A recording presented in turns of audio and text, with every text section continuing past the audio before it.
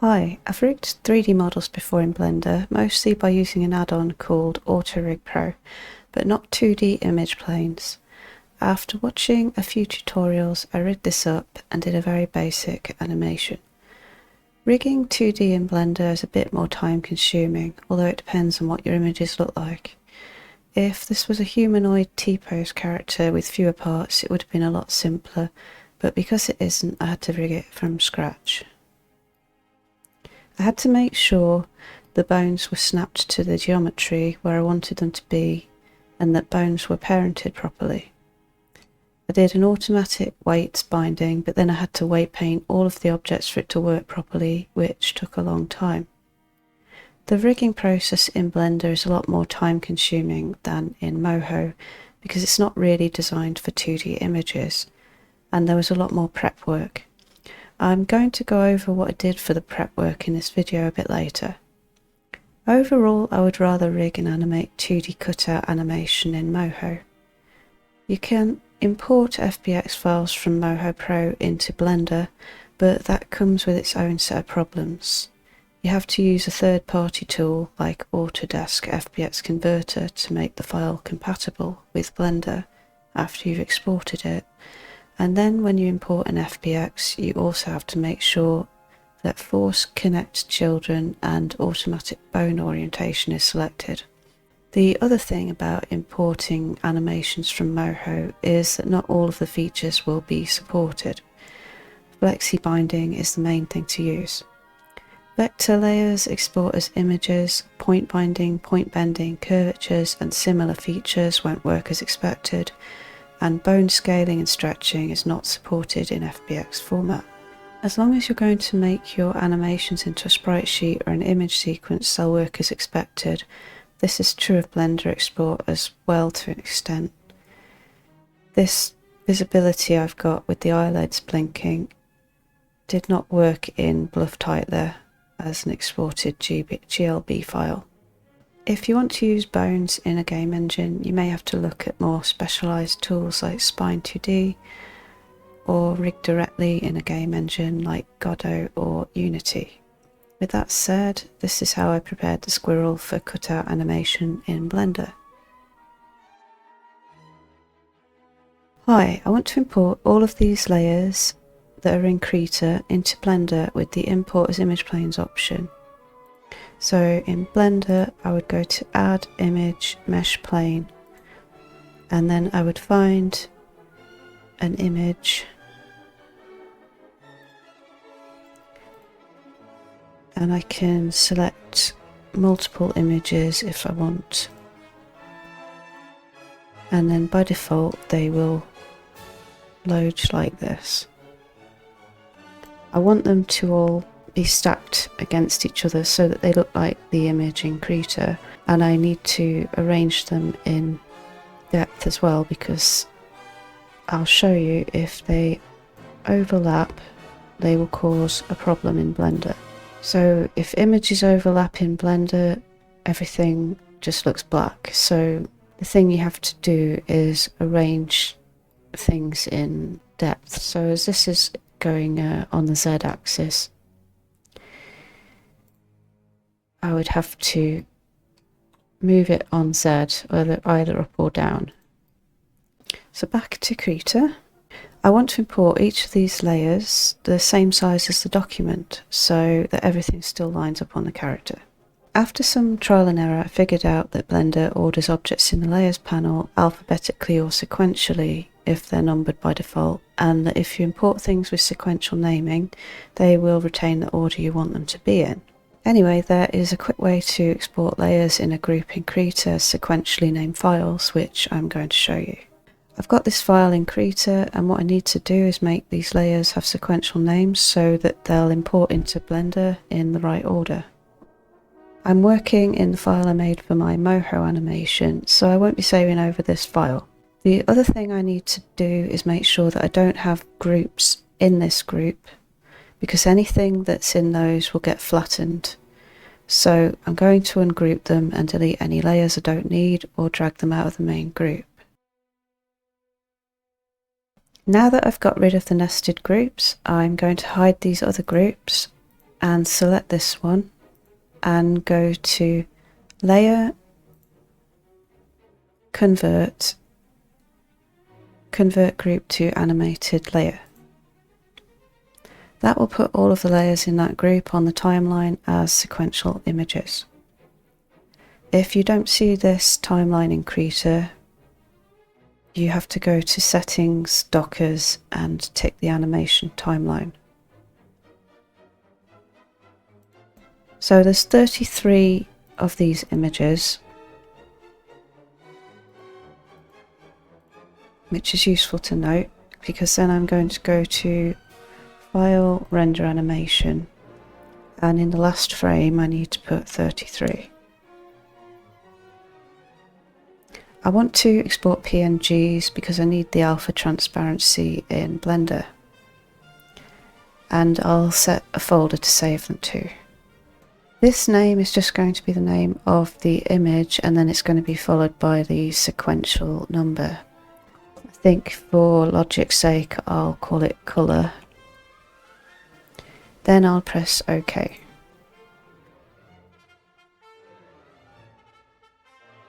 So those images have now been exported. So then to get the group back, you just have to undo the changes or reload the original file. Whatever you do, do not save over the original. So now we've got those, I'm going to go into Blender and I want to import all of the layers I just exported from Cutout. I don't want to spend hours having to manually try and set the depths and the order of them in the 3D viewport, so I'm going to show you a way to do that. I would also like them to be facing from the front view. So I'm going to go to Add, Image Mesh Planes, and I'm going to find the set of images I just exported from Cutout. So I'm going to select all of these images. Instead of leaving it on the default settings, I'm going to load a preset I saved. This sets the align to -y and the offset direction to -z, and the distance to 0.01 millimeters. Of course, that will depend on what scale units you've got in your scene. So then I'm going to import images as planes. They are all imported in the right order and offset for me. If I want to rename these to the same names as in my Cutout file so that I know what things are easier, first I need to disable sort alphabetically, which I've already done in a previous example here. Or it will keep trying to sort them alphabetically as I rename them. This also has the advantage that they are in the same order as I would expect in Cutout, so the first one here is the one closest to the camera or the view. I haven't actually got a camera in this scene yet, so it's just the one closest to what I'm looking at. Cameras are easy to add. You just add your camera and then you set the view by Ctrl-Alt-0 on the numpad. And then if you select all of your objects, you can go to View, Align Active Camera to Selected. I'm just going to rename all of those layers and then I will get back to you. When I got to the ears, I realised I must have not put them in the right order when I dragged them out of the group, so I will have to manually change the depth of those. So I can do that by clicking G and then Y, which is the axis I need, and then just move them behind that hat. You can rig 3D objects and 2D objects in Blender, but at the moment we can't really rig these image planes very well because everything is the same size mesh. It wouldn't be very easy to do weight painting and all of that. The first thing I need to do is cut away the alpha from around each layer. After that I could make a texture atlas of all the images for the 3D model and optimize the file so we're not loading all of the big images for each layer. So this step is worth doing for that reason alone if you're not even going to rig this object. So one of the ways to do that would be to go into edit mode and use the knife tool to draw around this shape, then delete any geometry I don't want. I considered doing that, but I haven't got time to do it, and I don't want to do it. So I found a free add-on called Tesselate Texture Plane. It's on GitHub and it's by this developer Samuel Berno. Sorry if I mispronounced your name. The developer did say that you have to be careful, this might crash. Let's just see if it can do all of them at once, just for fun.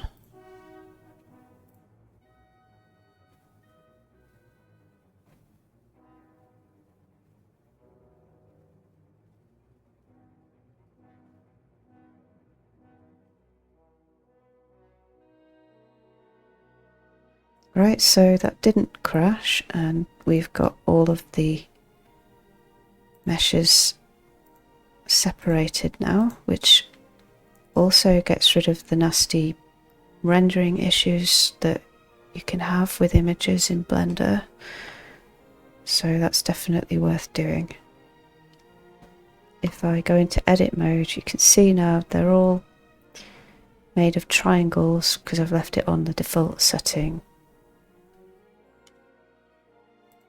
It's even dealt with little pieces of images very well. So the great thing about this add-on is it didn't change where the images were in the 3D space. It's left them exactly where I wanted them, and it hasn't renamed anything either.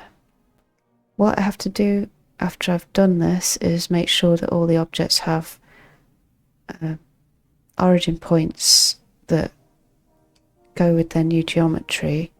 I'm going to select all of the objects and right click and set origin to geometry, and then I'm going to Control A rotation scale so that that's all set now.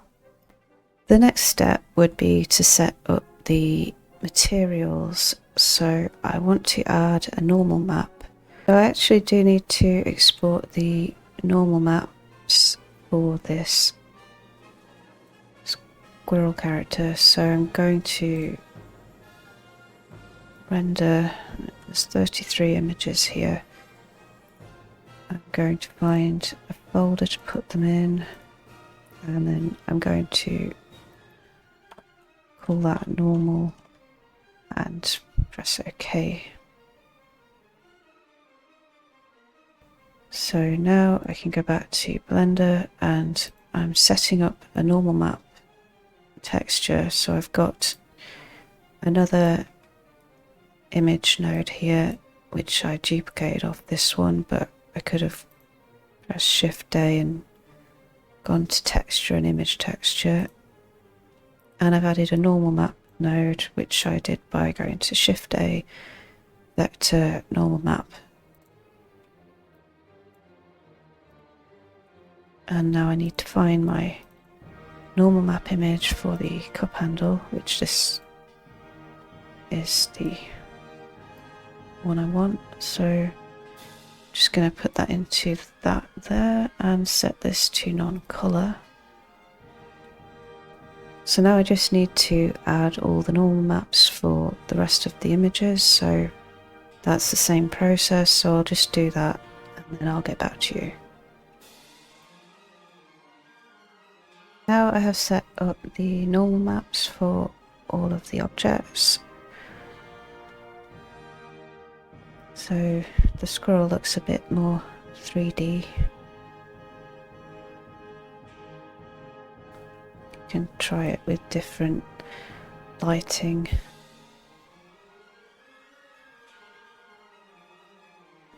Because this is a 2D image, the shadows look a little bit odd. Perhaps if I shift the horizon it will look a bit better. It's also supposed to be viewed from one angle. That will also help with with things. The perspective was not really helping the effect. Anyway, now that I've got all of those set up, I can select all of these objects and I'm going to export them as an FBX object, because the program I'm going to use to make the texture atlas only uses FBX, and I'm going to limit it to the selected objects. I'm going to have path mode copy because I want it to copy the textures to path, and I haven't got any animation, so I'm going to untick that. Then I'm going to export the FBX. So I've put my FBX that I exported into Texture Packer 3D, which is a specialized program for making texture atlases from 3D models. Got the albedo color and the normal map color here. It's worked out that it is a normal map, so that's good.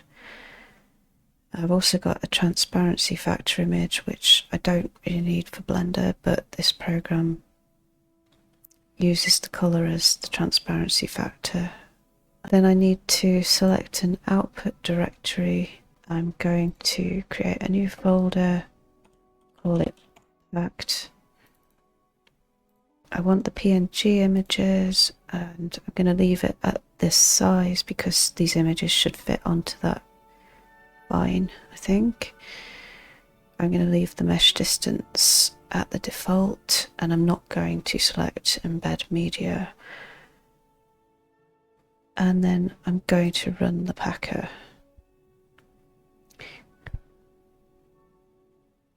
So that has created 3 packed textures. There'll be one for the normal map, one for the colour, and one for this transparency one that I don't really need. So now it's packed the images all on one texture.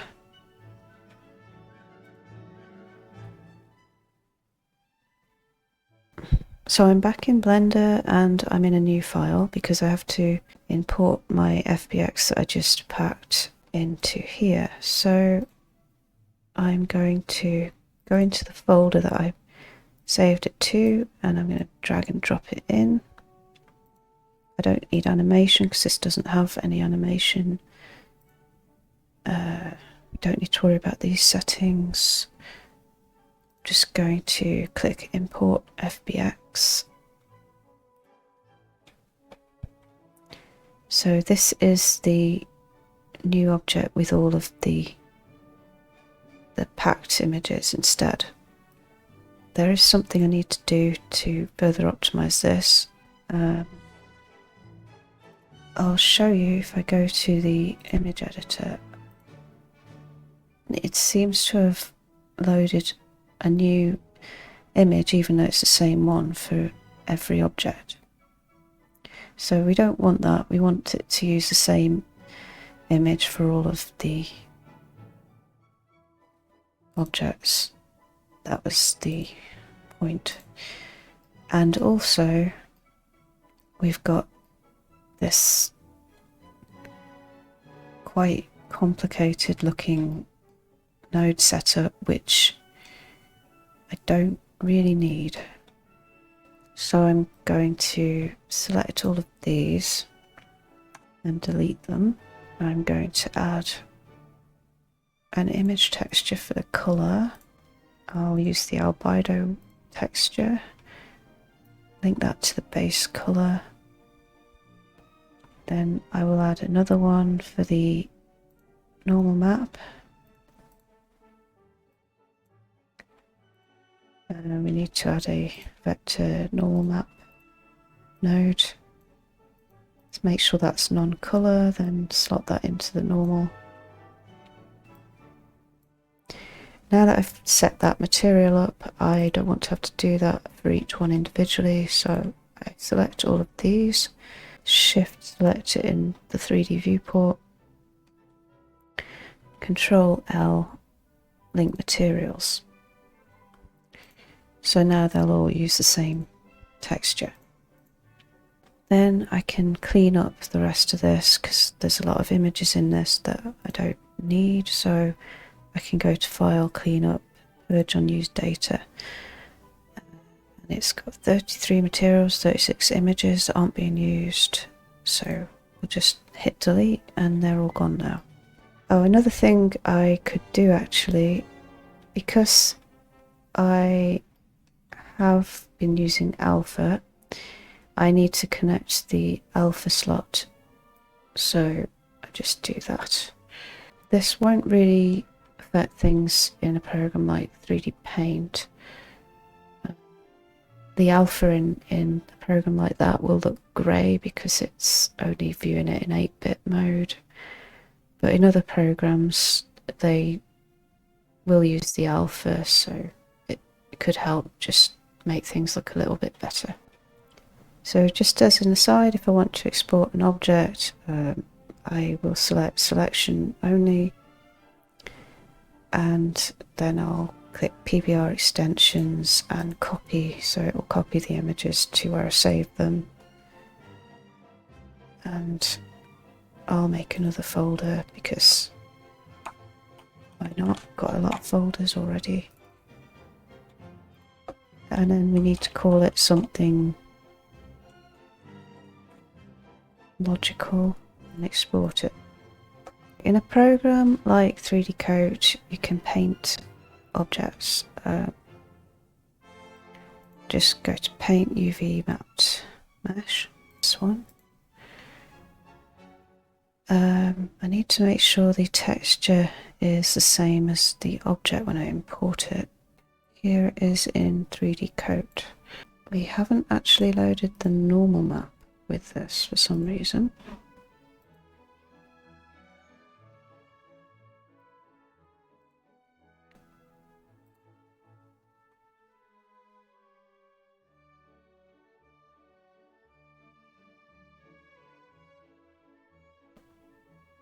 So now that's been loaded in,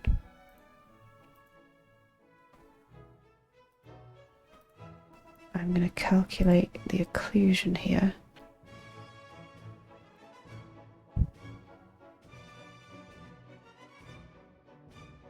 So that has actually used the normal map to make the ambient occlusion. And then if I want to use smart materials, it will tell me I need a curvature map.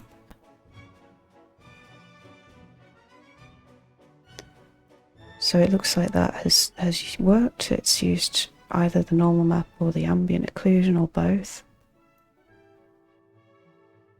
So I'll use fill. I just want to fill the whole layer.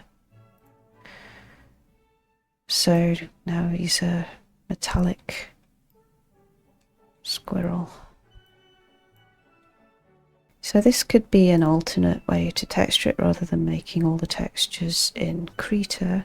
Let's try a different material. Then to close the smart material preview, you just press this X and move that away and go back to the brush. And because it's flat images, if you try and look at it from the back, it won't work in this program. I could actually disable that there.